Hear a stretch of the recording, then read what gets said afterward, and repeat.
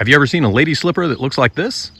This is one variety. There are actually many plants out there. Some of them have pink flowers and are low growing. This one is a vine. If you've ever grown anything like this, let me know. I'm very curious what others are doing out there. Today we are harvesting fruit from it, and let me give you a update of everything that we are harvesting here. Some lady slipper here, that's the common name, and many plants have lady slipper names, so it's also known as Achocha, and it has a botanical name of Cyclanthera pedata. And it is a wonderful vine. I actually planted 4 of them here. As a matter of fact, the 4 that I planted were from seeds that I harvested in 2013, and I just put in a bag and haven't done much with them.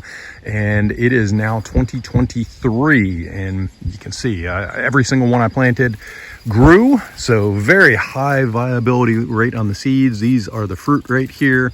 These are getting a little bit long in the tooth, so I just picked them off.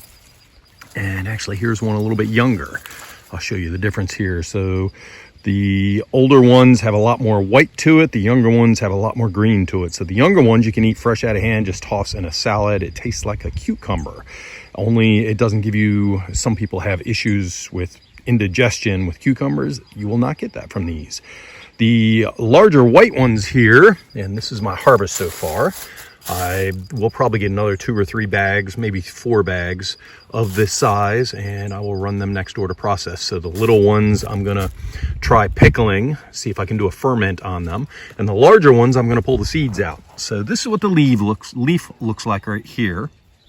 And these are the fruits. These are younger fruits right here, even little itty bitty things like that. You can just go ahead and toss in your mouth. Like I say, tastes like cucumber. The larger ones that have the more white on it actually have seeds that are starting to ripen. And the seeds are, although edible, they're not very palatable.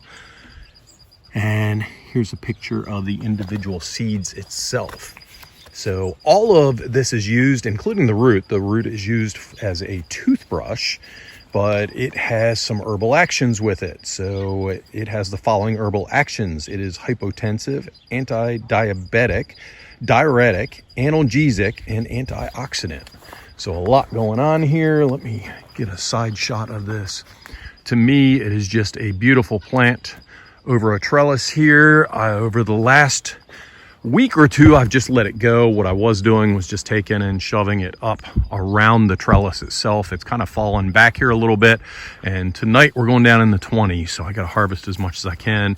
You can see lots and lots of flowers here. It still wants to grow and produce more. It is a tropical, subtropical plant, but in our temperate climate here, when we dip down in the 20s, it will come out tomorrow and it will be fully dead. So I'm gonna harvest as much as I can today and run it next door for processing. So I am harvesting right now. I pull them out of here. I bring them over here. I pull out the seeds I want. I am not pulling out the brown ones right here. These will go into this patch, which is going to the chickens. This one is still a little bit of brown, not black in there. What I'm looking for is completely black like this. So I will pull them off and just lay them on the paper towel here to dry, and then I'll bag them up for long-term storage.